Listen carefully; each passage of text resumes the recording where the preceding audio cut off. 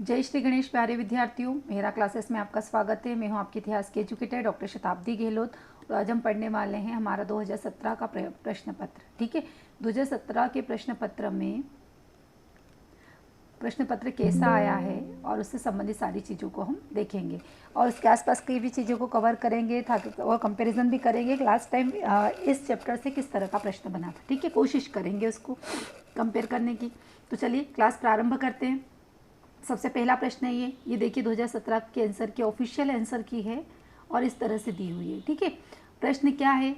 शुष्मांश मुख्यतः संबंधित है। देखिए अब यहाँ पे थोड़ी दिक्कत क्या आएगी, शुष्मांश पूरा शुद्ध हिंदी में लिखा हुआ है कि शुष्मांश मुख्यतः संबंधित है, इसीलिए अगर इसे समझना है तो आपको ये इंग्लिश का पार्ट पढ़ना पड़ेगा और इसको पढ़ने के बाद में मुझे क्लियरली समझ में आ जाएगा कि microlithics are mainly associated with. तो माइक्रोलिथिक की बात हो रही है। माइक्रोलिथिक किससे संबंधित है? मध्य पाषाण युग से, है ना। इसी को माइक्रोलिथिक युग भी कहा जाता है, एज भी कहा जाता है। तो इससे इस क्वेश्चन को बहुत इजीली सॉल्व किया जा रहा है। अब अगर आपको याद होगा कि माइक्रोलिथिक या मध्य पाषाण युग का प्रश्न 2022 में भी आया था। क्या आया था कि किस युग को फलक संस्कृति के नाम से भी जाना जाता है? तो वो भी कौन सा है? मध्य पाषाण। मध्य पाषाण को फलक संस्कृति के नाम से भी जाना जाता है। HD साकलिया ने इसे फलक संस्कृति नाम दिया था। मैस्तूरियन संस्कृति भी कहते हैं, खुरचनी संस्कृति भी कहते हैं। सारी चीज़ें हमने लास्ट टाइम इसको देखी थी। ठीक है, अब हो सकता है 2 बार मध्य पाषाण काल से आ गया, तो देखते पुरा पाषाण, नवपाषाण और ताम्र पाषाण को भी थोड़ा थोड़ा समझने का प्रयास करते हैं। ठीक है, पुरा पाषाण काल को 3 भागों में बांटा गया, निम्न पुरा पाषाण काल, मध्य पुरा पाषाण काल और उच्च पुरा पाषाण काल। ठीक है, निम्न, मध्य और उच्च। और इसमें जो सर्वप्रथम जो निम्न पुरा पाषाण काल है, इसे थोड़ा देखेंगे कि इसमें जो चापर चोपिंग शब्दावली है का प्रयोग किया गया है। निम्न पुरा पाषाण काल को देख रहे हैं हम ना, निम्न पुरा पाषाण काल। इसमें क्या है? चापर चोपिंग शब्दावली का प्रयोग किया गया है। ठीक है, अब ये प्रश्न अगर ऐसा है कि चापर चोपिंग शब्दावली का प्रयोग सर्वप्रथम किस काल में किया गया है, तो हम याद रखेंगे कि निम्न पुरा पाषाण काल में। ठीक है, जिसे गंडास या खंडक, इन दोनों का प्रयोग भी इसी में किया गया है। और अब ये बात आती है कि इसका प्रयोग सबसे पहले किसने किया है, तो HN मोवियस ने करा है। किसने करा है? HN मोवियस ने करा है। जैसे मध्य पाषाण युग में फलक संस्कृति नाम किसने दिया है? HD साकलिया दिया है, वैसे ही यहाँ पर चापर चोपिंग शब्दावली का प्रयोग किया है HS मोलियस ने। ठीक है, इसके अलावा इसे सोहन घाटी से प्राप्त ये उपकरण मिले हैं चापर चोपिंग के। कहाँ से मिले हैं? सोहन घाटी से। और एक बात और यहाँ पर देखना होगा कि इस संस्कृति को यानी चॉपर चोपिंग का सर्वप्रथम पंजाब की सोहन नदी घाटी से प्राप्त हुआ है, इसीलिए इसे क्या कहा गया है? सोहन संस्कृति कहा गया है। किसे कहा गया है? निम्न पुरा पाषाण काल को क्या कहा गया है? सोहन संस्कृति। और सोहन संस्कृति के पितामह के रूप में किसे जाना जाता है? DN वाडिया को। क्यों जाना जाता है? क्योंकि इस संस्कृति के उपकरण सोहन घाटी से इन्हें ज़्यादातर प्राप्त हुए हैं। क्या नाम है? फिर से देखते हैं, DN वाडिया। अब आपसे पूछा जाए कि सोहन संस्कृति के पितामह कौन है, तो हम बता सकते हैं कि DN वाडिया। ये सब पढ़ा हुआ है ना, कोई मैं अपने मन से कुछ नहीं बता रही हूँ। इसके बाद में ऑस्ट्रेलियन संस्कृति को हैंड एक्स संस्कृति तथा मद्रास संस्कृति भी कहते हैं। ठीक है, इसी से संबंधित है ये निम्न पुरा पाषाण काल की जो उपकरण है, जिसमें एक पहले पैबुल या उपकरण आता है जिसे बटिकाश्म कहते हैं। ठीक है, इसको देखते हैं पहले कि ये जो निम्न पुरा पाषाण काल के ये उपकरण है, इसमें सबसे पहले जो आता है वो आता है पैबुल। पैबुल को कहते हैं बटिकाश्म और इसी को 2 भागों में बांटा गया है, जिसमें एक चॉपर चोपिंग आता है और दूसरा आता है हमारा, एक तो चॉपर आता है, दूसरा आता है चोपिंग। चापर का होता है गंडासा और चोपिंग का होता है खंडक। ठीक है, इसका जो दूसरे उपकरण जो है वो है एश्यूलन उपकरण। एश्यूलन में आते हैं 3 प्रकार के उपकरण होते हैं, जिसमें होता है हस्त कुठार, दूसरा होता है विदारक और तीसरा होता है खुरचनी। ठीक है, ये 3 उपकरण इसके अंतर्गत आते हैं। और इसी में जो ऑस्ट्रेलियन संस्कृति के उपकरण जो मिले हैं, इसे हैंडेक्स तथा मद्रास संस्कृति भी कहा जाता है। अब ध्यान रखिएगा किस काल में मद्रास संस्कृति आई, तो पुरापाषाण काल से संबंधित है। और इस संस्कृति के जो उपकरण मिले हैं सर्वप्रथम मिले हैं 1864 में मद्रास में, इसीलिए इसे मद्रास संस्कृति कहा गया है। और मद्रास में भी कहा है बदमुदरे और अतिरम पक्कम से।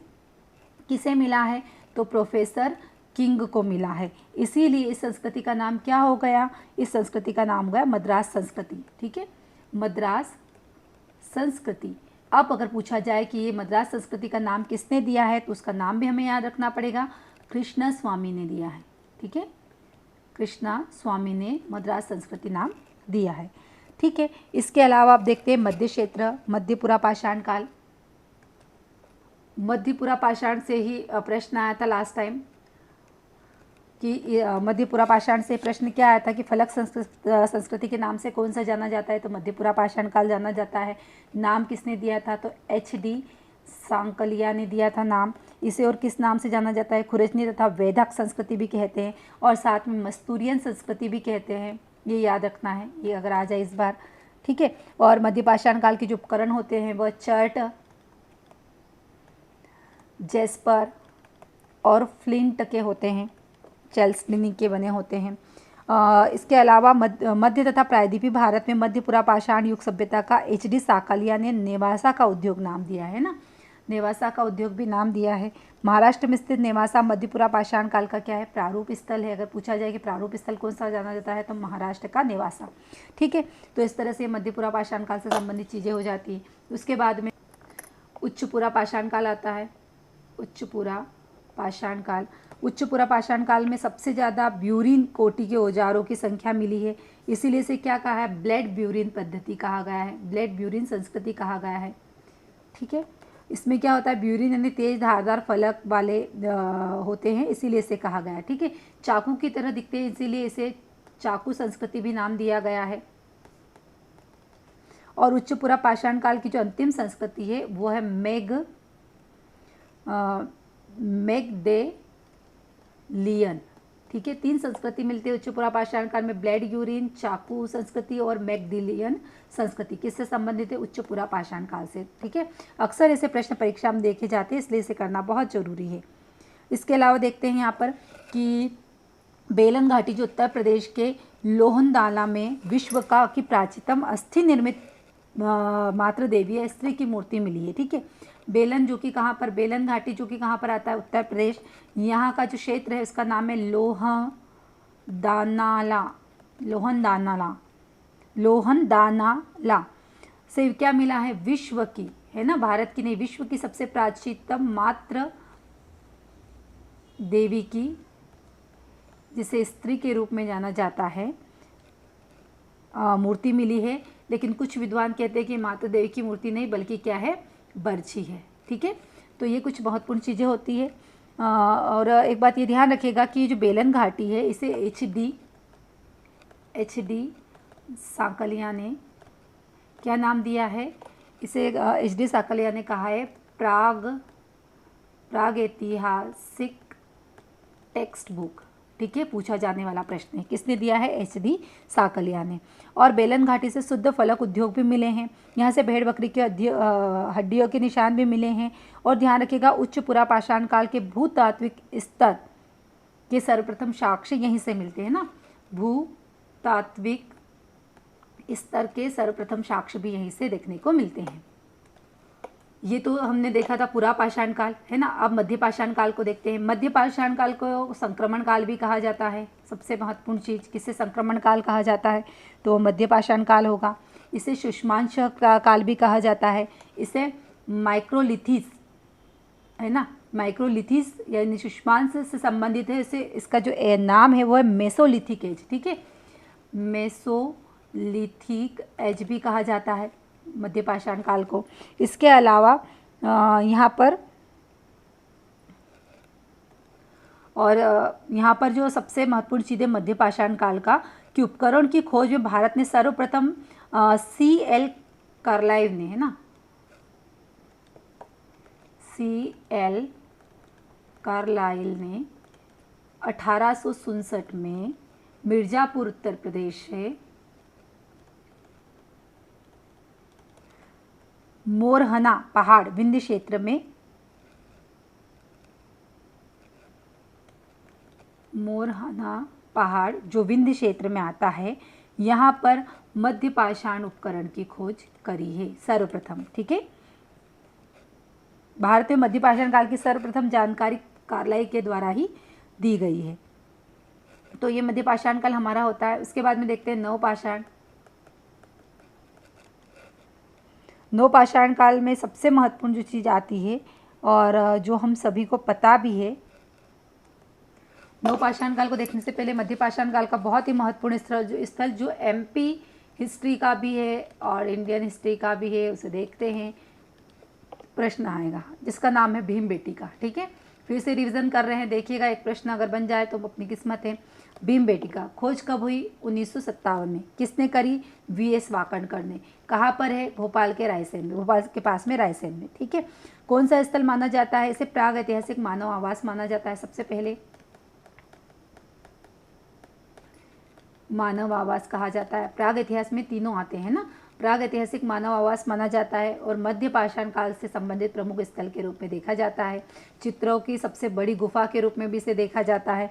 इसके अलावा यहाँ पर सर्वाधिक मध्य पाषाण काल के चित्र मिले हैं और यहाँ पर कुल 16 रंगों का प्रयोग हुआ है, जो मैं हमेशा आपको बहुत बार ये बताया हुआ है। 29 प्रजाति के जानवरों का चित्रण किया गया है इसमें, और जिसमें सबसे ज़्यादा जो चित्रित है वह है हाथी, गेंडा, जंगली भेषा, चिता, बारहसिंगा, बाघ, सुअर, नीलगाय, हरिण, गिलहरी आदि, है ना। भीमबेटका में वराह का चित्र भी मिलता है।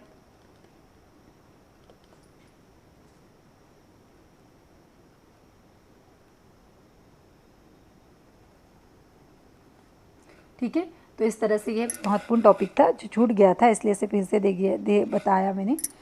इसके अलावा जो मध्य पाषाण काल के जो स्थल है उसमें सराय नहर है। सराय नहर से तरकस से लेश व्यक्ति के अवशेष भी मिलते हैं। यहाँ पर जो सराय नहर है, गर्त चूल्हे के साक्ष्य, जिसमें 8 गर्त चूल्हे मिले हैं और स्तंभ गर्त के साक्ष्य भी यहाँ से मिलते हैं। ठीक है, इसके अलावा महदहा से क्या मिलता है? बूचड़ खाने का साक्ष्य मिलता है। साथ ही 35 गर्त चूल्हे स्तंभों के साक्ष्य मिलते हैं। मृतक संस्कार की विधि यहाँ से पता चलती है। अनाज पीसने की सिलवट्टे की मशीन मिलती है यहाँ से। ठीक है, तो ये सारी चीज़ें यहाँ से देखने को मिलती है। अब देखते हैं नवपाषाण काल। नवपाषाण काल सबसे महत्वपूर्ण, इसको इंग्लिश में क्या कहते हैं? नियोलिथिक एज कहा जाता है। ठीक है, इसके अलावा इसका जो समय माना जाता है 9000 ईसा पूर्व तक का माना जाता है, लेकिन इसकी शुरुआत 4000 ईसा पूर्व है। कुछ लोग 4000 से 10,000 तक का मानते हैं, कुछ लोग 4000 से 9000 तक का मानते हैं। ठीक है, अपवाद स्वरूप मेहरगढ़ का बलूचिस्तान जो 7000 ईसा पूर्व का माना जाता है, ये ध्यान रखना है। इसके अलावा नवपाषाण काल का जो सबसे महत्वपूर्ण स्थल है वो मेहरगढ़ है, बलूचिस्तान का मेहरगढ़ है। और 1842 में बहुत ही महत्वपूर्ण, कर्नाटक के मैसूर में लिंग सुगर से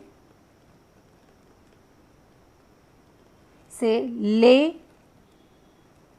मसूरिया या ल में सूर्य ने नवपाषाणी खोज उपकरणों की खोज की थी। ठीक है, ये हमें याद रखना है।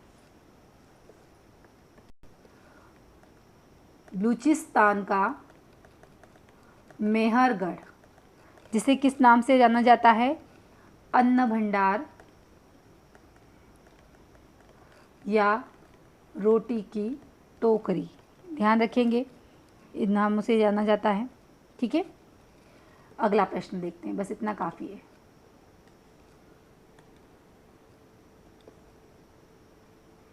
अगला प्रश्न है हमारा कि हड़प्पा संस्कृति स्थल धोलावीरा भारत के किस राज्य में? बहुत इजी प्रश्न आए थे 2017 में, है ना।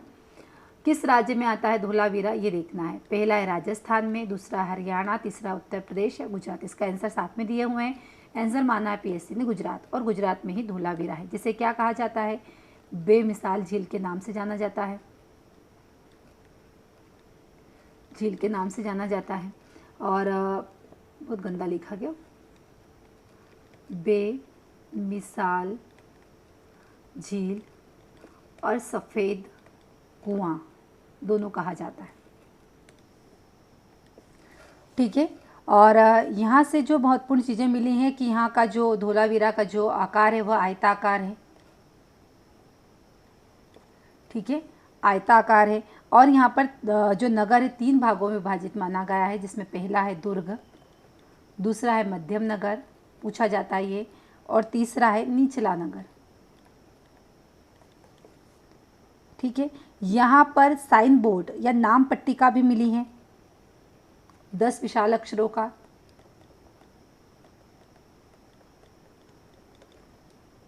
और इसके अलावा यहाँ पर सबसे महत्वपूर्ण चीज उत्कृष्ट जल प्रबंधन और साथ ही यहाँ पर या इसे यूं भी कह सकते हैं वाटर हार्वेस्टिंग का प्रमाण यहाँ से सबसे पहले मिला है। तो सेम बात है, सबसे बड़ा जलाशय का अवशेष भी यहीं से मिला है। सबसे मोटी सुरक्षा प्राचीर यहाँ से मिली है।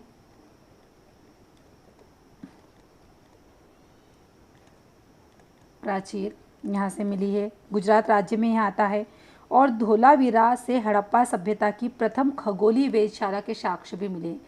खगोलीय वेधशाला के साक्ष्य भी कहाँ से मिले? हमें धोलावीरा से मिला है। और जुलाई 2021 में यूनेस्को द्वारा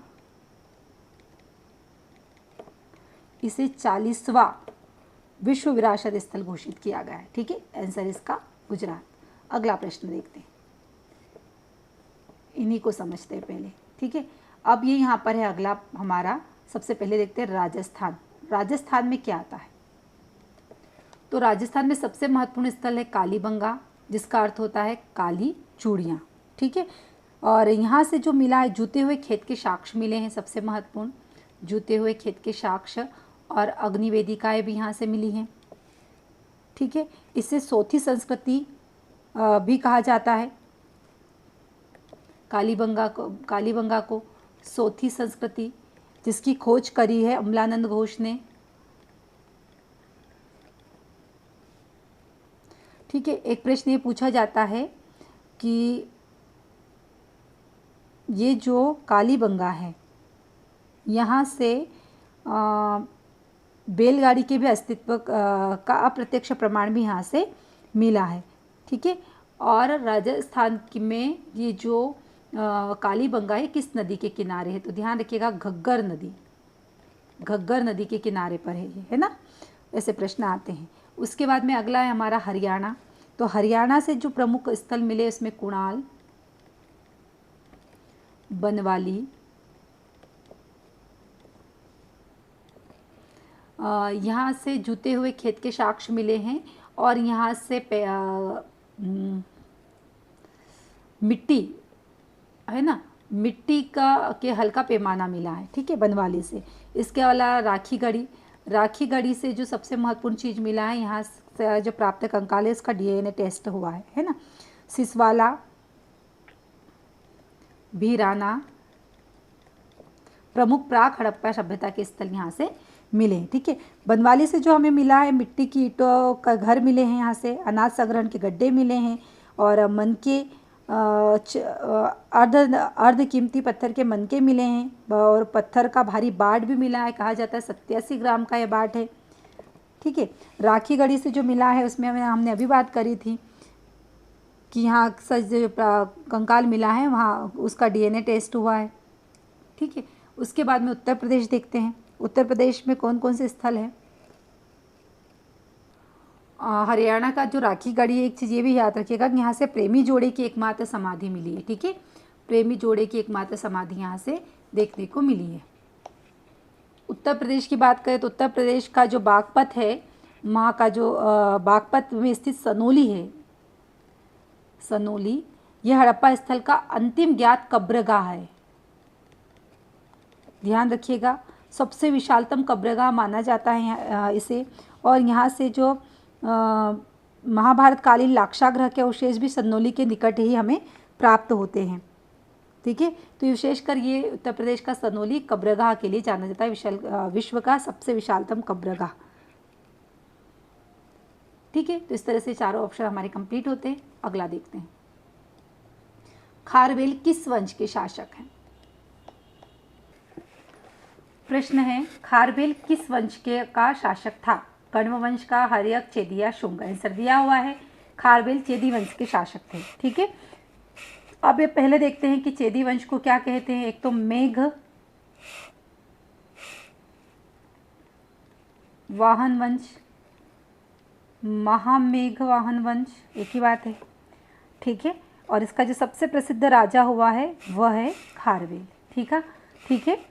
और इसने क्या हो करा है कि सबसे महत्वपूर्ण उदयगिरी खंडगिरी की पहाड़ियों पर इसने हाथी गुम्फा से बिना तिथि का 17 पंक्तियों का, ध्यान रखिएगा, जो खारवेल का जो ये हाथी गुम्फा अभिलेख है,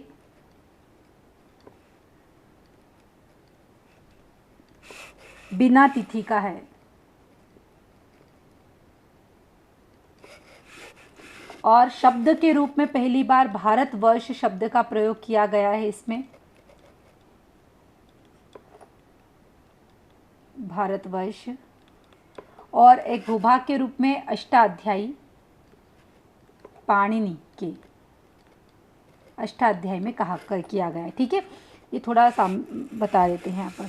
अब ध्यान रखिएगा, यहाँ पर हाथी गुम्फा अभिलेख 17 पंक्तियों का है। लिपि है इसकी ब्राह्मी, भाषा है प्राकृत। ठीक है, किसने करवाया है इसे? इसे खारवेल नरेश ने करवाया, खुदवाया है। और 1825 में बिशप स्टर्लिंग ने इसकी खोज की पहली बार। कब करी है? 1825 में। नाम है उनका बिशप स्टर्लिंग, है ना, खोज करी है। लेकिन प्रकाश में कौन लाया है? के.पी. जायसवाल। कब लाए भाई? 1917। और लिपि शास्त्र के हिसाब से, लिपि शास्त्र के हिसाब से इसे पहली शताब्दी का माना जा रहा है, पहली शताब्दी ईसा पूर्व का। ठीक है, इसमें हाथी गुम्फा अभिलेख में 13 वर्षीय शासन का, या कह सके प्रशस्ति उल्लेख है ना, प्रशंसा की गई है, प्रशस्तिपूर्ण वर्णन इसमें किया गया है। अभिलेख का जो प्रारंभ होता है नमो अर्हंतान से होता है। रचयिता का नाम नहीं मिलता है, और नमो अर्हंतान स्तुति से प्रारंभ होता है, ध्यान रखिएगा। ऐसा कहा जाता है कि 16 वर्ष की आयु में युवराज तथा 24 की आयु में शासक बने थे खारवेल। 16 वर्ष की आयु में क्या बने थे?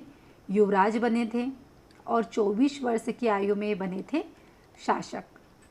ठीक है, और 13 वर्षों का उल्लेख इन्होंने किया है इसमें। देखते हैं क्या है। प्रथम वर्ष में एक एक करके देखेंगे। प्रथम वर्ष का ये सब हम पढ़ा हुआ है हमने, ना। प्रथम वर्ष में 5 लाख मुद्राओं के बारे में बता रहा है ये, और अपनी राजधानी का निर्माण कहाँ करा? कलिंग में। दूसरा वर्ष 7 करणी की उपेक्षा करते हुए कर्णवेना नदी किनारे मुसीक नगर गोदावरी घाट का अश्मक में आतंक फैला। तीसरा कह रहा है, तीसरे वर्ष का उल्लेख नहीं है। चौथे पे जाते हैं। चौथे वर्ष में जैन धर्म को ग्राम दान दिए जाने का प्रथम साक्ष्य मिलता है यहाँ पर, कि जैन धर्म को ग्राम दान दिए गए, इसका उल्लेख हाथी गुम्फा अभिलेख में है। 5वें वर्ष में मिलता है हमें नहर निर्माण का, वो भी विशेषकर किसकी, ये पूछा जाता है। नहर निर्माण वो भी नंदों के द्वारा की गई थी ना, नंद वंश का उल्लेख, नंद वंश का सबसे प्राचीनतम उल्लेख मिलता है खारवेल के हाथी गुम्फा अभिलेख में 5वें वर्ष में। ठीक है, उसके अलावा 6, 7 नहीं है। 8वें में देखते हैं। 8वें में गोरखगिरी बराबर की पहाड़ियों को पार कर यवन दिमित्र को परास्त करने के बारे में बताता है ये, यवन दिमित्र को। 9वें वर्ष का बताता है, क्या कहता है, स्थापत्य कला पर व्यय की सूचना देने वाला है ना। 9वें वर्ष में स्थापत्य कला पर व्यय की सूचना वाला पहला अभिलेखी साक्ष्य है। 10वें वर्ष में भारतवर्ष पहली बार शब्द आता है ना, भारतवर्ष अर्थात गंगा घाटी पर आक्रमण किया गया। 11वें में बताता है पिंथुंड नगर गधों का हल चलाया था पिंथपुर नगर में। उसके बाद में 12वें वर्ष में बताता है जैन धर्म में मूर्ति पूजा का प्राचीनतम साक्ष्य बताता है ये कि जैन धर्म में मूर्ति पूजा होती थी, उसका प्राचीनतम साक्ष्य 12वें वर्ष में अंकित है इसका। 13वें वर्ष का कहता है कि अभिलेख में महावीर स्वामी का नाम वर्धमान उल्लेखित करता है।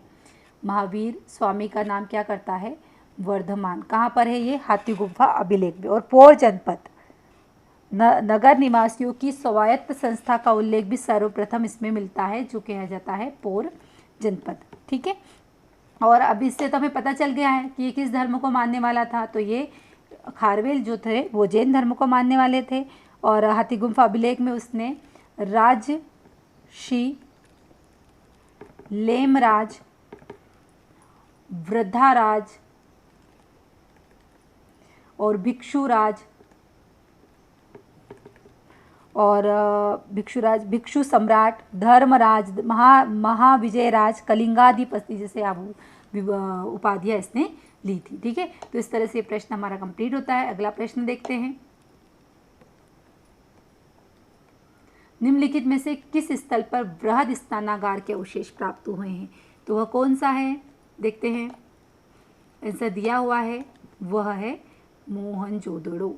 ठीक है, तो इसका आंसर है मोहनजोदड़ो। ठीक है, अब एक एक करके इन चारों को देखते हैं कहाँ से क्या क्या मिला है। सबसे पहले हड़प्पा को देखते हैं। हड़प्पा की खोज करी गई है 1921 में। लास्ट टाइम भी हमने इस पर डिस्कस करा था। कहाँ पर है ये, पाकिस्तानी पंजाब के में, रावी नदी के किनारे, माउंट गोमरी जिले में। ठीक है, यहाँ से दयाराम साहनी ने इसकी खोज करी थी। यहाँ से जो मिला है इसमें कुम्हार चाक, श्रमिकों का आवास, अन्नागार, ध्यान रखिएगा अन्नागार मिला हड़प्पा से, स्नानागार मिला है मोहनजोदड़ो से। ठीक है, माता देवी की मूर्ति, ओखली की लकड़ी, ताबूत, शवाधान, H37 बहुत बार पूछा हुआ प्रश्न है ये, हाथी की खोपड़ी, एक श्रृंगी जानवर जो वो कि किस पर, वो भी मोहर पर। सिंधु सभ्यता के मोहर पर ध्यान रखिएगा, एक तो गाय का चिन्ह नहीं मिला है और दूसरा शेर का नहीं मिला है, इन दोनों का चिन्ह मोहरों पर नहीं मिला है। ठीक है, तो ये हो गया हमारा हड़प्पा। उसके बाद देखते हैं मोहनजोदड़ो। 1922 में दयाराम साहनी ने, वो राखलदास बनर्जी ने लरकाना जिला पाक में सिंधु नदी के तट पर खोज करी है। यहाँ से जो चीज़ें मिली उसमें इसे जो कहा जाता है, सबसे पहले मोहनजोदड़ो को कहा जाता है मृतकों का टीला। ठीक है, इसके अलावा यहाँ से जो चीज़ें मिली है, सबसे ज़्यादा लाश यानी हड्डियों के कंकाल मिले हैं यहाँ से। कहाँ से, मोहनजोदड़ो की बात कर रहे हैं हम। पूजा से संबंधित चीज़ें यहाँ से मिली है। उसके बाद में पुरोहितों का आवास मिला है, स्नानागार मिला है, बृहद स्नानागार मिला है, अन्नागार भी मिला है, कुओं का घर भी मिला है, जिस घर में कुआं हो, है ना। सूती वस्त्र पहली बार यहीं से मिला है, बहुत बार पूछा हुआ है। कपास, चौड़ी सड़कें, सबसे ज़्यादा चौड़ी सड़कें भी यहीं से मिली है। पशुपति की मूर्ति, सभागृह मिला है यहाँ से। नृत्य करती काशे की मूर्ति, तांबे का ढेर भी मिला है, प्रयोग करने वाले हैं ना। और इसके अलावा मिला यहाँ पर एक ईंट से छोटे बच्चे व बकरी के मेमने के पद चिन्ह भी यहाँ से मिले। ठीक है, मोहनजोदड़ो से। अगला देखते हैं, कालीबंगा लोथल अभी जस्ट देखा था। ठीक है, आगे बढ़ते हैं। अगला प्रश्न है हमारा, अग्रांकित में से कौन सा युग्म सुमेलित नहीं है। तो कौन सा नहीं है, पहला है हमारा हड़प्पा से गोदीवाड़ा मिला है, ठीक है। लोथल से मंदिरनुमा संरचना मिली है, ठीक है। सूर कोतड़ा से घोड़े के अवशेष मिले हैं। इसे कहा गया है क्या, कौन सा युग्म सुमेलित है ना। तो हड़प्पा से गोदीवाड़ा नहीं, सॉरी गलत हो गया मुझसे, सॉरी फॉर दैट। गोदीवाड़ा कहाँ से मिला है, लोथल से मिला है ना। मंदिरनुमा संरचना कहाँ से मिली है ये नहीं पता है। मोहनजोदड़ो से कब्रिस्तान तो अभी हमने देखा था हड़प्पा से मिला है, ठीक है। मोहनजोदड़ो से क्या मिला है, बृहत स्नानागार मिला है। और ये क्या बोल रहा है, सुमेलित है, तो सूर कोतड़ा से एकमात्र घोड़े के अवशेष मिले हैं, ये ध्यान रखिएगा। कहाँ से मिला है, सूर कोतड़ा, जो कहाँ पर है, ये है गुजरात में, और जिसकी खोज करी गई है 1964 में जगतपति जोशी ने। देखिए ये बहुत समस्या आती है ना, कौन सा सुमेलित नहीं है और सुमेलित है पूछा जाता है, तो ठीक है ध्यान रखिएगा इसमें। तो सूर कोतड़ा की खोज 1964 में जगतपति जोशी ने करी है। यहाँ से घोड़े की अस्थियाँ मिली है, साथ ही 4 कलश शवाधान भी मिले हैं। ये गुजरात में आता है ना। और तराजू का पलड़ा ये हमने देखा था, ठीक है। अगला देखते हैं। कनिष्क प्रथम की मृत्यु के तुरंत पश्चात कौन कुषाण वंश का शासक बनता है। अब इसके लिए हमें क्या याद होना चाहिए, क्रोनोलॉजी। तो तुरंत बाद में बनता है वाशेष्क, ठीक है। अब देखते हैं कि करके इनको कि सबसे पहले कनिष्क प्रथम किस वंश का था, तो कुषाण वंश का शासक था। कुषाण वंश के संस्थापक के रूप में किसे देखा जाता है, तो कुजुल कदफिश को देखा जाता है। प्रथम शासक कुजुल कदफिश, जिसके सिक्कों पर मिलती है शतधर्मथी या सतधर्मथी उत्कीर्ण मिलता है और बौद्ध धर्म का अनुयायी होता है ये कुजुल कदफिश। उसके बाद में आता है कुजुल कदफिश के बाद में विम कदफिश। कल भी हमने बात करी, कल के लास्ट 2022 के पेपर में भी बात करी थी। सर्वाधिक मात्रा में सोने के सिक्के इसने चलाया था। ऐसा पहला शासक था जिसने स्वर्ण मुद्राएं जारी करी थी, स्वर्ण मुद्राएं जारी करी थी, ठीक है। और मुद्राओं पर यूनानी व खरोष्ठी लिपि का प्रयोग करने वाला शासक भी ये था, अंतिम शासक था, है ना, जिसने मुद्राओं पर, अंतिम यूनानी शासक था जिसने, अंतिम शासक था जिसने यूनानी और खरोष्ठी लिपि का प्रयोग करा था, ठीक है। उसके बाद में आता है हमारा कनिष्क प्रथम। कनिष्क प्रथम के समय में सबसे महत्वपूर्ण चीज़ कि कनिष्क बुद्ध के महापरिनिर्माण की 400 वर्ष पश्चात कहाँ का स्वामी बनता है, ये जम्बू द्वीप का। और जम्बू द्वीप के बारे में बताता है, हेनसांग कहता है, जम्बू द्वीप नाम देता है। साथ ही बौद्ध ग्रंथ, जैन ग्रंथ और वायु पुराण, अग्नि पुराण में जम्बू द्वीप नाम देखने को मिलता है, ठीक है। हेनसांग कहता है ये। उसके अलावा इन्होंने शक संवत की शुरुआत करी थी 78 ईस्वी में, क्योंकि इसका ज़्यादातर प्रयोग शकों के द्वारा किया गया है ना, वंशधरों ने इसका प्रयोग करा है, इसीलिए इसे शक संवत कहा गया है। हिस्से बोरोला अभिलेख में शक संवत 380 वाकाटक शासक देवसेन के इस अभिलेख में पहली बार, ध्यान रखिएगा, पहली बार शक संवत का उल्लेख किस अभिलेख में मिलता है, तो वह है हिस्से बोराला। किसका है ये, तो ये अभिलेख है वाकाटक शासक देवसेन का, ठीक है। ये विम कदफिस के बाद में कनिष्क प्रथम बना, हमने देखा अभी कनिष्क प्रथम की बात करी। कनिष्क प्रथम से संबंधित जो प्रमुख अभिलेख अक्सर पूछे जाते हैं उसमें सुर्ख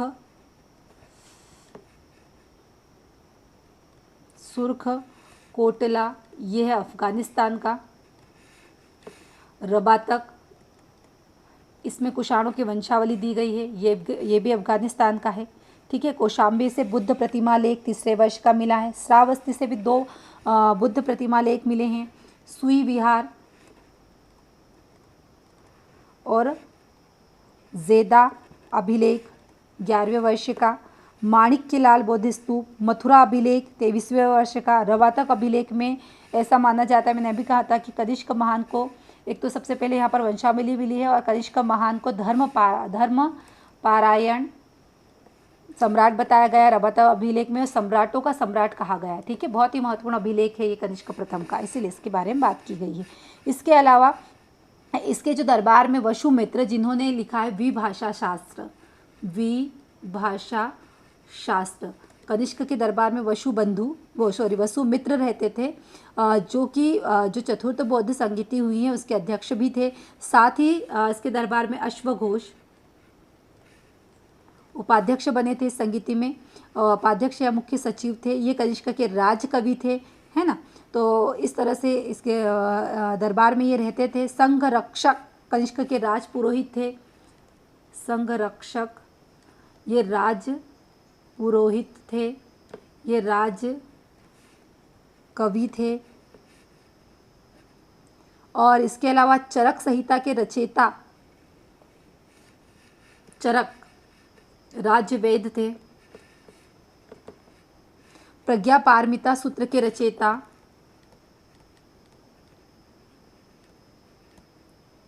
किसने लिखी है? और शून्यवाद का जिन्होंने प्रतिपादक भी किया और माध्यमिका दर्शन के आचार्य माने जाते हैं जो है नागार्जुन। प्रज्ञा पारमिता के रचयिता और शून्यवाद के प्रतिपादक और माध्यमिका दर्शन के आचार्य। इन्हें बौद्ध धर्म का संतपाल कहा जाता है। किसे? नागार्जुन को क्या कहा जाता है? बौद्ध धर्म का संतपाल। ठीक है। नागार्जुन विदर्भ निवासी तथा ब्राह्मण थे और एलियोजोस नामक ग्रीक विद्वान भी उसके दरबार में था, ये भी याद रखना है। एलियो गलत लिखा गया, एजी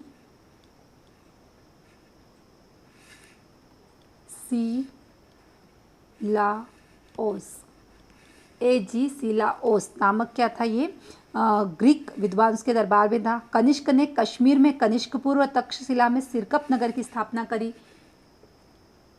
कनिष्कपुर कश्मीर में, क से याद रखेंगे कश्मीर, और तक्षशिला में सिरकप कनिष्क ने स्थापना करी थी। और इसके अलावा कनिष्क का अंत बहुत ही दुखद होता है, ऐसा चीनी स्रोत कहते हैं। युद्ध के कारण प्रजा में असंतोष फैल गया और अपने सैन्य अधिकारियों के द्वारा इसे मार दिया गया। उसके बाद में आता है वशिष्ठ का जो समय काल है 102 से 106 वर्ष तक का रहता है। इसका जो प्रमुख कार्य किया जाता है, कश्मीर में जुस्कपुर नगर की स्थापना वशिष्ठ करता है।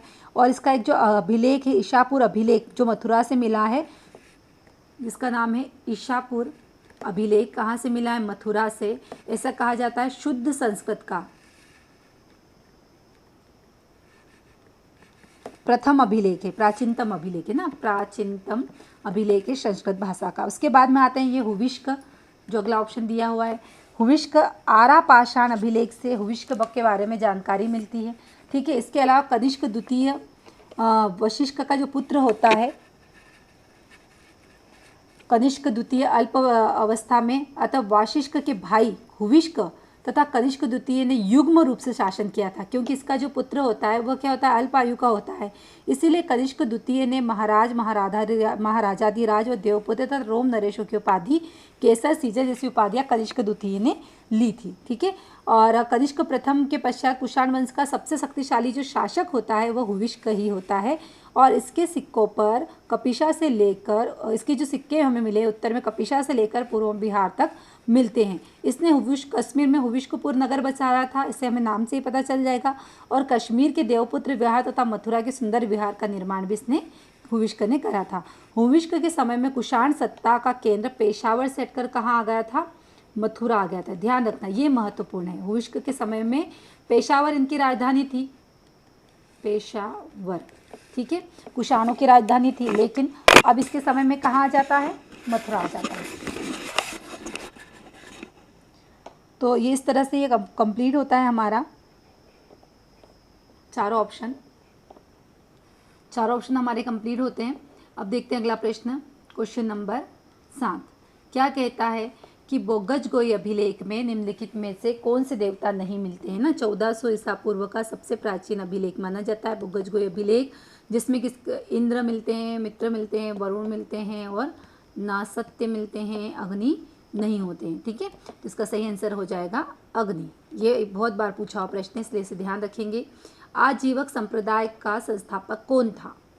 किन्हें माना जाता है आजीवक संप्रदाय का संस्थापक? तो पूरण कश्यप, पुदुकच्च कच्चायन, मखिली घोषाल या अजित केश कंबलिन। तो इसका आंसर माना है पीएससी ने मखिली घोषाल, जो कि सही भी है। अब ये चारों किसके हैं ये देखते हैं। ठीक है। तो देखते हैं पूरण कश्यप जी के द्वारा जो स्थापना की गई है, जिस संप्रदाय के संस्थापक है, ये है घोर अक्रिया वादी, ठीक है। पुकुद्ध कच्चायन, पुकुद्ध कच्चायन का है नित्यवादी। उसके बाद में है अजित केश कंबलिन, अजित केश कंबलिन, ये है उच्छेदवादी, उच्छेदवादी, जिसे भौतिकवादी भी कहा जाता है, ठीक है। इसके अलावा एक और आता है संजय वेलठीपुत्र, संजय वेलठीपुत्र, इन्होंने जो करा है संदेहवादी, जिसे अज्ञेयवादी या अनिश्चयवादी भी कहते हैं, ठीक है, संदेहवादी। तो पूरण कश्यप का है घोर अक्रियावादी, 4 बार बोलोगे याद हो जाएगा। पुकुद्ध कच्चायन का है नित्यवादी। आजीवक संप्रदाय है मखली घोषाल, मखली घोषाल। और अजित केश कंबलिन का है उच्छेदवादी या भौतिकवादी, ठीक है। अगला प्रश्न देखते हैं। बौद्ध काल में उपसंपदा किसे कहा जाता है? तो वह कहा जाता है संघ प्रवेश को। संघ प्रवेश को क्या कहा जाता है? उपसंपदा कहा जाता है, ठीक है। बाकी इसमें कोई समझाने का नहीं है, यही ध्यान रखेंगे किसे कहा जाता है। अगला है वसुमित्र एवं नागार्जुन किसके दरबार में थे? अभी हमने बहुत डिटेल्ड पढ़ा है इसमें। किसके दरबार में थे? कनिष्क प्रथम के दरबार में थे। इन्होंने क्या लिखा? वसुमित्र ने लिखा विभाषा शास्त्र लिखा है। नागार्जुन ने क्या लिखा है? प्रज्ञा पारमिता सूत्र, शून्यवाद के प्रतिपादक, माध्यमिका दर्शन के संत। और इन्हें बौद्ध ग्रंथों में क्या कहा गया है? संतपाल कहा गया है, बौद्ध धर्म का संतपाल कहा गया है, ठीक है। ये सारी चीज़ें अभी देखी थी, फिर से रिपीट करने की ज़रूरत नहीं है। अगला है निम्नलिखित में से कौन सा अभिलेख अशोक द्वारा जारी नहीं किया गया है? तो भाब्रू अभिलेख तो करा गया है, सारनाथ भी करा गया है, रामपुरा भी करा गया है, सिर्फ जूनागढ़ अभिलेख नहीं करा गया है। तो जब इसे अशोक ने जारी नहीं करा है तो इसे किसने जारी करा है?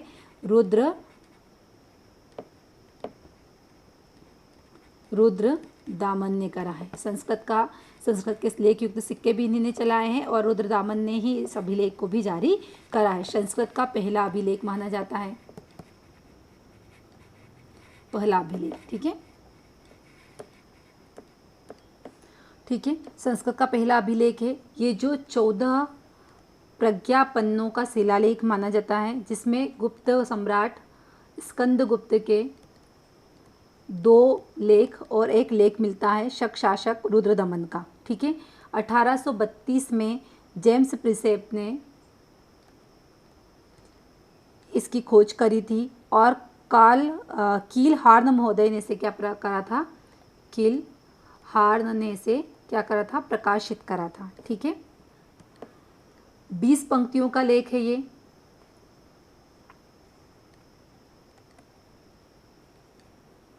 और चंपू शैली जिसे कहा जाता है गद्य और पद्य शैली का मिश्रित रूप है इसमें।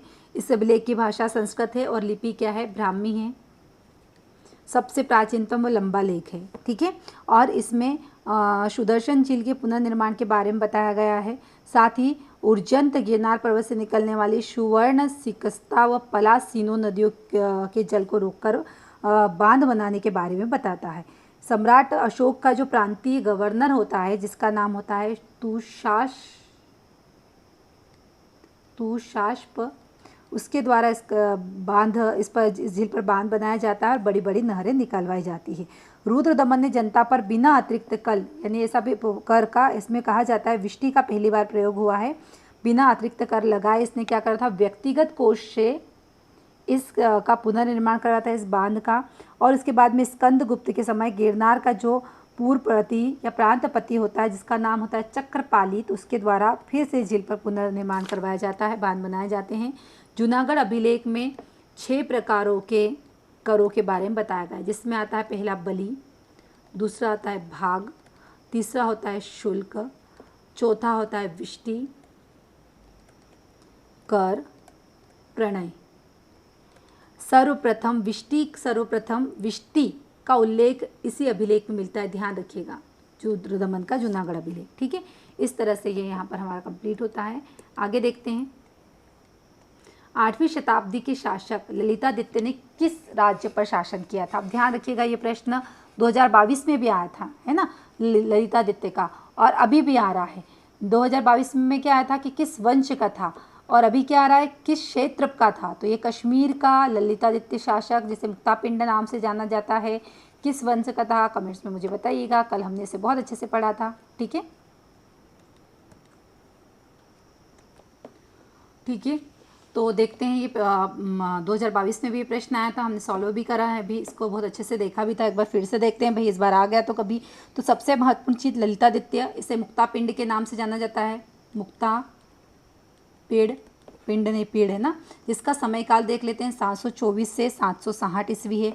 कारकोट वंश का सबसे प्रतापी शासक है, और यही पूछा गया है ना कि ललितादित्य किस वंश से संबंधित है, तो कारकोट वंश का सबसे प्रतापी शासक है ये, सबसे शक्तिशाली शासक है। और कल्हण उसे अरबों पर विजय का श्रेय भी देता है ना, ललितादित्य को अरबों पर विजय का श्रेय देता है। उसके अलावा इसकी जो सबसे महत्वपूर्ण जीत होती है वह यशोवर्मन के विरुद्ध 733 ईस्वी की है। कन्नौज का जो यशोवर्मन होता है उसके विरुद्ध इसकी महत्वपूर्ण जीत होती है। ललितादित्य एक महान स्थापत्यकार भी था, वास्तु निर्माता भी था। इसने क्या करता, सूर्य मंदिर बनवाया, जिसे मार्तंड मंदिर भी कहा गया। मार्तंड मंदिर का निर्माण इसने करवाया। इसके अलावा इसने परिहासपुर नामक नगर भी बसाया।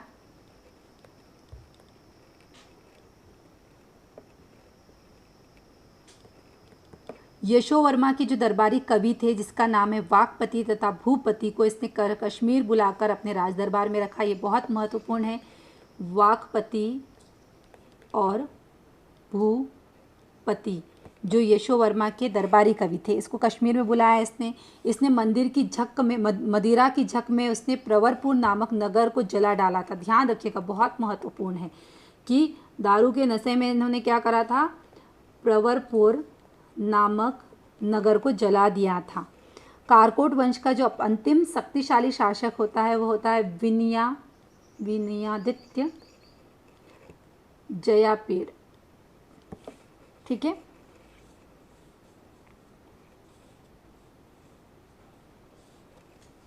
इसके दरबार में जो विनयादित्य जयापीड़ है, इसके दरबार में कुट्टनिमित्त के जो लेखक होते हैं, जिसका नाम है दामोदर गुप्त। ठीक है, दामोदर गुप्त रहता था। इसके अलावा उद्भट्ट, वामन भट्ट व शीर इसके दरबार में अन्य विराट लेखक थे। कल्हण उसे निर्दयी तथा धनलोलुप शासक भी कहता है, किसे, विनयादित्य को। ठीक है, तो इस तरह से ये हमारा कारकोट वंश कंप्लीट होता है। उसके बाद में उत्पल वंश आता है, अवंतीवर्मन इसकी स्थापना करता है, ये हमने सारा देख लिया था। अवंतपुर नामक नगर बसाता है, और इसकी महत्वपूर्ण रानी होती है रानी दिद्धा, उत्पल वंश से संबंधित है। और आज भी कश्मीर में बड़ी बहनों को दिद्धा इसीलिए कहा जाता है। ठीक है, इस तरह से सारा होता है हमारा कंप्लीट। अगला प्रश्न देखते हैं, झांसी का झोकन बाग हत्याकांड कब घटित हुआ था? झांसी का झोकन बाग हत्याकांड कब घटित हुआ था? तो इसका आंसर बताया गया है 8 जून 1857 को, यानी 1857 की क्रांति के दौरान ही यह घटना घटी थी, 8 जून 1857 को। अब देखते हैं झांसी का झोकन बाग हत्याकांड क्या है। अब देखिए, अभी तक जितने भी हत्याकांड देखे उसमें भारतीयों को मौत के घाट उतारा गया। ये जो झांसी का झोकन बाग हत्याकांड है, इसमें क्या होता है, 8 जून 1857। अभी डेट हमें याद रखनी, क्या पता इस बार डेट पूछ ले, इस बार फिर ये पूछ ले, या ऐसा पूछ ले 8 जून 1857 का कौन सा हत्याकांड हुआ था। ठीक है, कुछ भी पूछा जा सकता है, तो ये हमें याद रखना पड़ेगा। तो ये कहाँ पर होता है, तो झांसी शहर में होता है। सबसे महत्वपूर्ण चीज़ तो ये है। और इसमें क्या होता है, जो विद्रोही स्वतंत्रता संग्राम 1857 के जो विद्रोही होते हैं, उसमें क्रांतिकारियों के द्वारा अनेक अंग्रेज अधिकारियों को क्या होता है, मौत के घाट उतार दिया जाता है। और ऐसा कहा जाता है कि वहाँ पर क्रांतिकारियों ने हमला करके उन्हें 50 से अधिक अंग्रेजों को इसी झोकन बाग हत्याकांड में मार डाला था। इसीलिए इसे क्या कहा गया, झांसी का झोकन बाग हत्याकांड कहा गया, 8 जून 1857 का। ठीक है, तो ये यहाँ पर हमारा होता है कंप्लीट। 510 ईस्वी का सती प्रथा संबंधित प्रथम अभिलेखीय साक्ष्य प्राप्त हुआ है। कहाँ से मिला है, तो ये मध्य प्रदेश के एरन से मिला है ना। सती प्रथा का प्रथम अभिलेखीय साक्ष्य जो भानुगुप्त के सेनापति के गोपराज की पत्नी के सती होने का साक्ष्य यहाँ पर हमें मिलता है। ठीक है, एरन अभिलेख 510 का सती प्रथा। अगला प्रश्न देखते हैं, निम्नांकित में से कौन सा 3 ऋणों में के सिद्धांत के अंतर्गत नहीं आता है। ये प्रश्न हमारी संकल्पनाओं से लिया हुआ है, हमने बहुत अच्छे से करा इसको। 3 ऋण जो होते हैं उसमें पितृ ऋण होता है, ऋषि ऋण जिसे गुरु ऋण भी कहा जाता है, देव ऋण भी होता है, लेकिन पुत्र कोई ऋण नहीं होता है। ठीक है, तो ये इसका आंसर है पुत्र ऋण, है ना, नहीं पूछा है इसीलिए इसका आंसर हो जाएगा पुत्र। ठीक है, अब इसमें समझाने की कोई ज़रूरत है ही नहीं। अगला देखते हैं, निम्नांकित में से दाएं भाग का लेखक कौन है।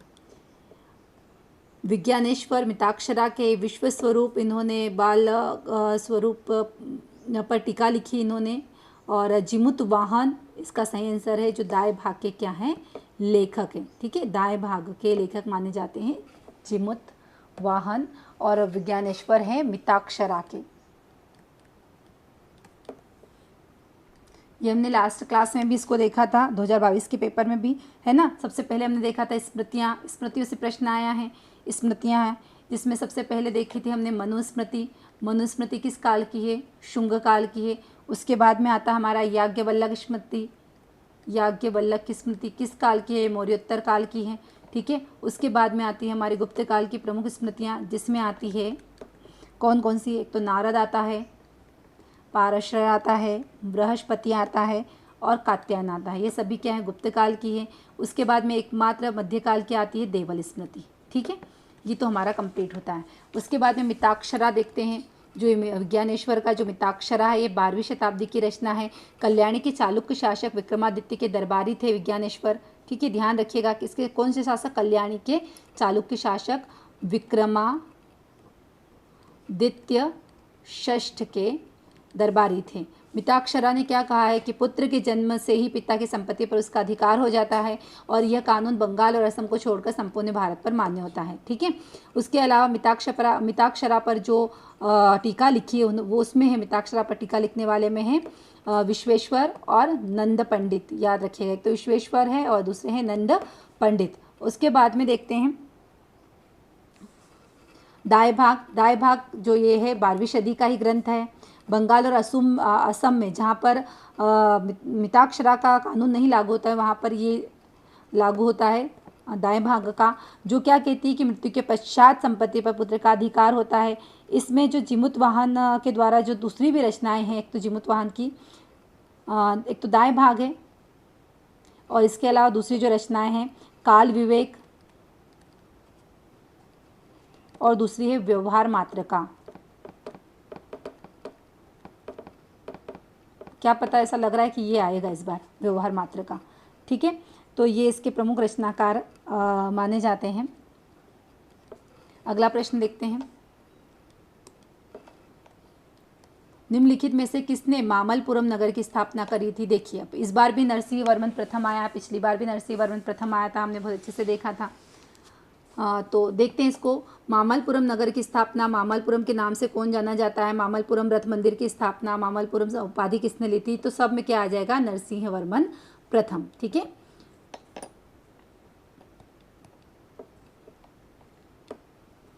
बाकी तो देखने की ज़रूरत नहीं है, ये सब डिटेल देख रहे हैं ना, तो फिर से देखने की ज़रूरत नहीं है। क्वेश्चन नंबर 18, वे उत्तर भारतीय राजवंश जिन्होंने त्रिपक्षीय संघर्ष से अंतर्गत राष्ट्रकूटों का मुकाबला किया था, कौन कौन से थे। राष्ट्रकूट तो एक हो ही गया, है ना। उसके बाद में कौन सा था, तो हमने देखा था प्रतिहार और पाल। ठीक है, पाल, प्रतिहार और राष्ट्रकूट, इन तीनों का त्रिकूटीय सम्मेलन यहाँ पर होता है। उसके बाद में जो अगला प्रश्न आता है हमारा क्वेश्चन नंबर 19, कि निम्नलिखित में से भारतीय नरेश ने निम्न में से किसने सर्वप्रथम मोहम्मद गोरी को पराजित करा था। निम्नांकित भारतीय नरेशों में से किसने सर्वप्रथम मोहम्मद गोरी को पराजित करा था, तो किसने करा था भाई, ये कल ही हमने देखा है, मोहम्मद गोरी का पिछली बार भी प्रश्न आया था, भीम द्वितीय के द्वारा किया गया था सर्वप्रथम। ठीक है, और तराइन क्या सबसे पहले लास्ट अभी 2022 में क्या पूछा गया था, पहला आक्रमण कौन सा था, तो हमने देखा था 1175 का मुल्तान का आक्रमण। ठीक है, अब ये क्या पूछ रहा है यहाँ पर कि भारतीय नरेशों में से किसने मोहम्मद गोरी को पराजित करा था, तो वो कौन था, भीम द्वितीय। और विद्याधर की बात करें, विद्याधर जो चंदेल राजा था, ये इसने किसे पराजित करा था? गजनवी को पराजित करा था, ठीक है। और राज्यपाल की इसने क्या कर दी थी? हत्या कर दी थी। क्लियर? कल ही हमने देखा है इसे। अगला देखते हैं, महमूद के आक्रमण के समय हिंदू शाही राज्य की राजधानी क्या थी? बहुत ही महत्वपूर्ण नया प्रश्न है ये, कि महमूद के आक्रमण के समय हिंदू शाही राज्य की राजधानी क्या थी? तो उद्दंडपुर या वेहिंद थी। इसे रट लें, नया है ये, ठीक है। अगला प्रश्न है हमारा, निम्नलिखित में से किसे लाख बख्श कहा जाता था? किसे कहा जाता है? कुतुबुद्दीन ऐबक को क्या कहा जाता है? लाख बख्श। क्यों कहा जाता है इसे लाखों का दान देने के कारण इसे क्या कहा गया है? लाखों का दान देने के कारण लाख बख्श कहा गया। इसका जो समय है वह 1206 से 1210 तक ये क्या करता है? दिल्ली सल्तनत का पहला गुलाम वंश का शासक होता है। राजधानी अजमेर को बनाता है।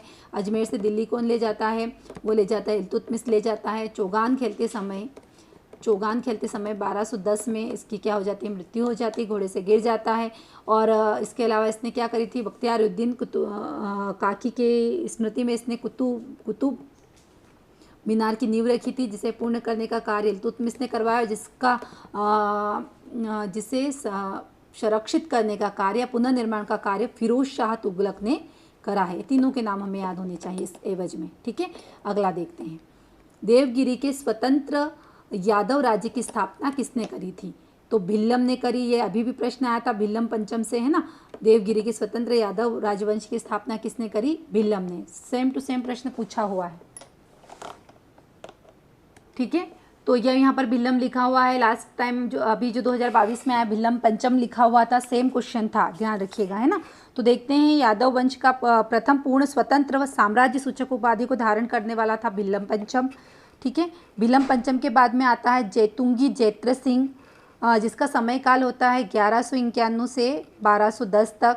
जैतुंगी के दरबार में प्रसिद्ध खगोलविद, बहुत महत्वपूर्ण है ना, जो जैतुंगी या जैत्र सिंह होता है यादव वंश का, इसके दरबार में होते हैं प्रसिद्ध खगोलविद भास्कराचार्य का पुत्र, जिसका नाम होता है लक्ष्मीधर। प्रधान पंडित व ज्योतिष होते हैं। उसके बाद में सिंहण आता है। इसके बाद में सिंहण आता है।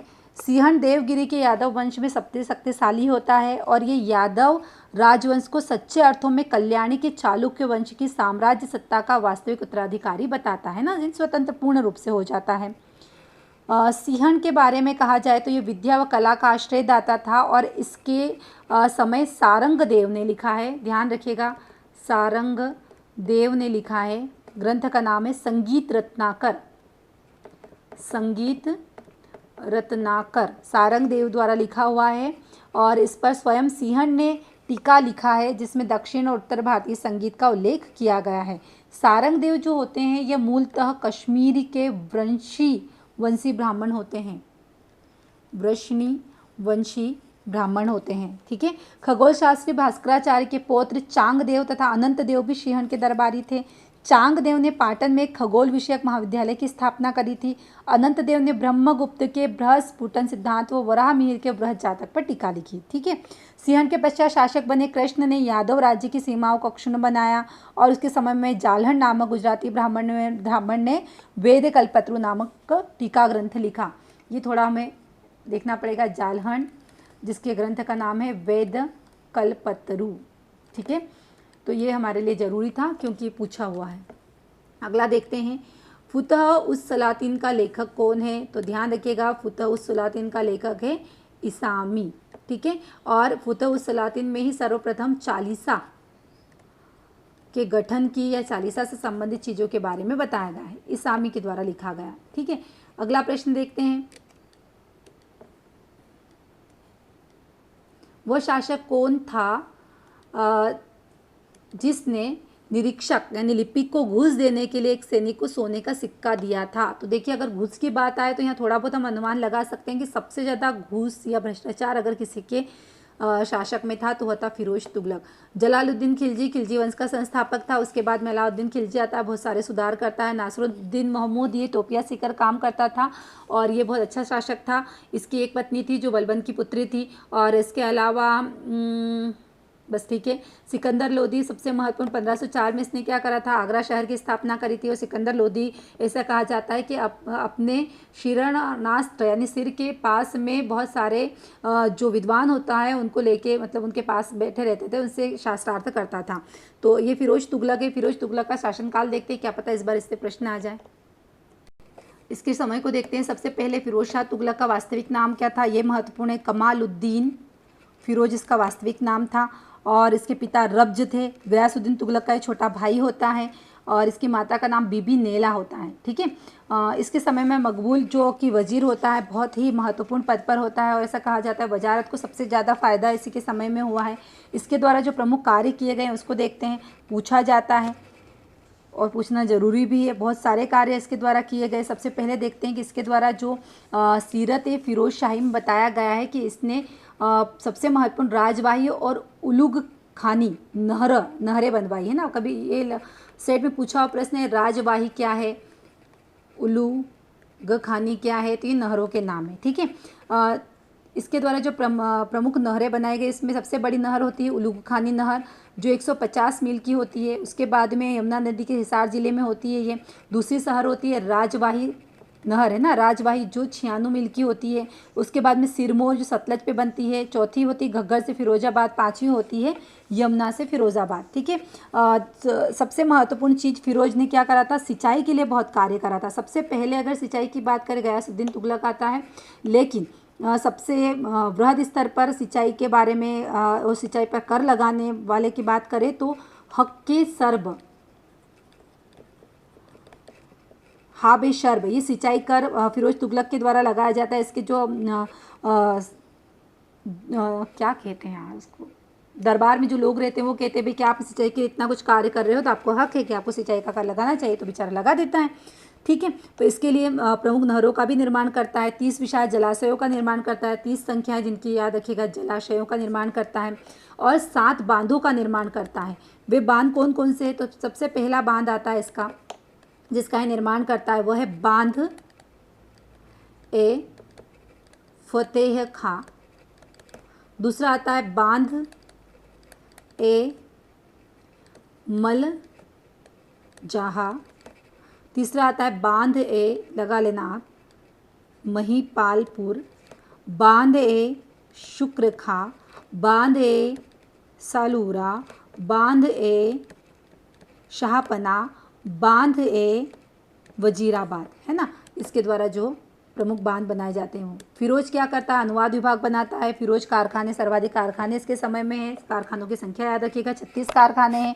और इसके समय में सर्वाधिक दास भी थे। 1200 बाग लगवाए थे इसने। और अंगूर की एक जीतल प्रतिशेरी इसमें बिकते थे। और फल के बगीचे में बड़ी रुचि थी इसे। साथ ही इसके समय की बात करें, रोजगार दफ्तर बनाया था। दारुल शफा जिसे सिफा खाना है, जिसे चिकित्सालय कहा जाता है। दीवान इश्तिहाक पेंशन विभाग भी इसके समय में था। विवाह विभाग था। खैरात विभाग था। खैरात विभाग में क्या होता था कि इसमें अनाथ विधवा जरूरतमंद को, मुस्लिम स्त्रियों को भरण पोषण देखभाल का ये विभाग था। बंदगान, ये दासों से संबंधित विभाग था। ऐसा कहा जाता है 1,80,000 दास थे फिरोज के समय में, है ना। और इसके लिए अलग से कोष होता था और मजूमदार और अधिकारियों की व्यवस्था होती थी। इस विभाग का जो प्रमुख होता था दीवान बंदगान का वकील ए दर होता था ना, वकील ए दर होता था, ठीक है। तो इस तरह से इसने क्या करा था, सारा काम संभाला था बेचारे ने, ठीक है। और ये अशोक की जो स्तंभ है, दिल्ली टोपरा का लाट स्तंभ और इलाहाबाद स्तंभ, इसको ये लाता है ना। दिल्ली टोपरा और दिल्ली मेरठ, इस दोनों को लाता है। इलाहाबाद को तो बेचारा अकबर लाता है, सॉरी। तो ये यहाँ पर कंप्लीट होता है हमारा। अगला प्रश्न, आज का आखिरी प्रश्न देखते हैं। निम्नलिखित में से किसने रामायण का बंगला रूपांतरण करा है? ऐसा कैसा, same as it is, that डिक्टू। ये प्रश्न आया 2022 का, है ना। कृतिवास, रामायण का बंगला रूपांतरण प्रस्तुत किया है कृतिवास ने। तो मेरे ख्याल से रामायण के जितने भी रूपांतरण जिस भी भाषा में हुआ है वो देखेंगे हम, ठीक है, छोड़ना नहीं है, ठीक है। तो रामायण का बंगला रूपांतरण जिन्होंने करा है उनका नाम है कृतिवास। तो अब सबसे पहले प्राकृत भाषा में विमल सूरीकृत पउम चर्यू देखते हैं, ठीक है। ये प्राकृत भाषा में लिखा हुआ है। रचनाकार है पउम चर्यू। विमल सूरी, सॉरी, विमल सूरी। रचना का काम, रचना है पौम चरियु, ठीक है। जैन संस्करण है ये, जैन संस्करण। उसके बाद में पाली भाषा का देखते हैं, प्राकृत हो गया। पाली भाषा ही तो कौन आ जाएगा, बौद्ध संस्करण आ जाएगा। और रचना है ये पाली भाषा में लिखी गई है दशरथ जातक, बौद्ध संस्करण रामायण का। उसके बाद में तमिल भाषा में लिखा गया है, तमिल भाषा में लिखा गया 12वीं सदी में कंबन ने लिखा है। क्या नाम है, रामा अवतारम या ई रामा अवतारम, तमिल में अनुवादित सबसे पहली। उसके बाद में मलयालम लिखा हुआ है, मलयालम में लिखा हुआ है, जिसे लिखा है थुच्चट्टू रामानुज एडुच्चवन, है ना, बहुत खतरनाक नाम है। अध्यात्म रामायण नाम से। रचनाकार का नाम भी लिख देते हैं, थुंचट्टू रामानुज एडुथचन, ठीक है। इसके अलावा तेलुगु में लिखा गया है, तेलुगु में, है ना, वो तमिल में लिखी हुई, यहाँ बहुत कन्फ्यूज़न होता है, मुझे तो होता है। तेलुगु में लिखा गया है 14वीं सदी में हुल्की भास्कर द्वारा लिखा गया है। और 13वीं में लिखा गया है 13वीं सदी में बुद्धराज रेड्डी द्वारा, बुद्धराज रेड्डी द्वारा क्या लिखा गया है, बुद्धराज रेड्डी के द्वारा रंगनाथ रामायण। और 14वीं सदी में हुल्की भास्कर के द्वारा भी लिखा गया है। बंगाली में लिखा गया है, ये रहा कृतिवास, ठीक है। उसके बाद में इसको मिटा देते हैं, असमी भाषा में लिखा गया है माधव कंदाली द्वारा, माधव कंदाली। मराठी में लिखा गया है एक, मराठी लिख देते हैं, मराठी एकनाथ कृत भावार्थ रामायण, भावार्थ दीपिका लिखा गया ज्ञानेश्वर के द्वारा, ठीक है। फिर हिंदी में लिखा गया है 16वीं सदी में तुलसीदास के रामचरितमानस। फारसी का थोड़ा हमें याद रखना पड़ेगा, इसलिए यहाँ पर लिख देते हैं। फारसी में अकबर के समय में लिखा है बदायूनी ने, व शाहजहाँ के समय में लिखा है, शाहजहाँ के समय में लिखा है इब्न हर करण, ठीक है। तो ये यहाँ प्रमुख होता है, सब पूरा देख लें आप, क्या पूछोगे बता, ठीक है। अगला प्रश्न नहीं देखेंगे, यहीं पर हमारी क्लास समाप्त करेंगे। कल जल्दी मिलेंगे इसी क्लास के साथ में, बहुत अच्छे से प्रश्न हो रहे हैं। और देखिए अब इससे पता ये चल रहा है 22 और 17 के पेपर को शॉर्ट आउट करने में, छुड़ाने में, ये सारी चीज़ें क्लियर हो रही कि कितने सारे प्रश्न सेम एज इट इज़ पूछे गए हैं ना। और ये अगला जो 26 नंबर का प्रश्न है, ये भी वैसा पूछा है जो 22 में पूछा हुआ है। इसीलिए प्रीवियस ईयर के पेपर छुड़ाना हमारे लिए क्या है, लास्ट टाइम की पेन किलर है, ठीक है। पढ़ के कंधे दुख रहे होंगे, और उसके लिए जो गोली की ज़रूरत होती है वो यही है, PYQ सॉल्व करना, ठीक है। दीजिए मुझे इजाज़त, यूँ ही हंसते रहिए, मुस्कुराते रहिए। जल्दी मिलेंगे अगली क्लास के साथ। जय श्री गणेश।